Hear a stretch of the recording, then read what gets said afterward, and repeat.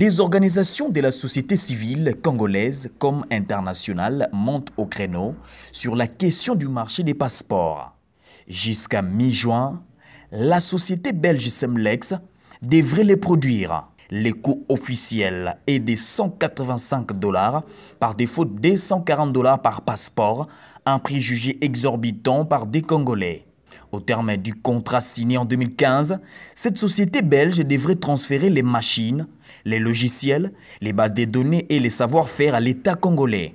Mais selon des sources, à la présidence et au ministère des Affaires étrangères, cela n'a jamais été fait. Résultat, aucune structure en RDC, pas même l'hôtel de la monnaie de la Banque centrale du Congo, n'est en mesure de reprendre la fabrication.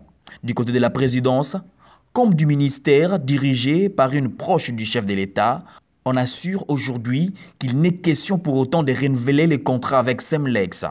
Cette société pourrait toutefois continuer à produire des passeports jusqu'à la fin de l'année en attendant qu'une solution soit trouvée. Il est indispensable que le chef de l'État Félix Antoine Tshisekedi respecte sa promesse de campagne, celle de baisser le prix des passeports. Certains analystes souhaitent aujourd'hui voir ces dossiers traduits en justice.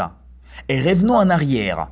En 2007, l'agence de presse Reuters avait relevé qu'une société basée aux Émirats arabes unis, LRPS, reçoit au terme de ses contrats 60 $ sur les 185 $ que coûte un passeport congolais.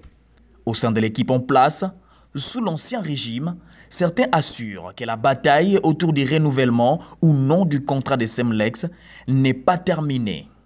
Rappelons que le passeport congolais est le passeport le plus cher du monde. Restez branchés sur Bomoko Media et abonnez-vous sur notre chaîne YouTube.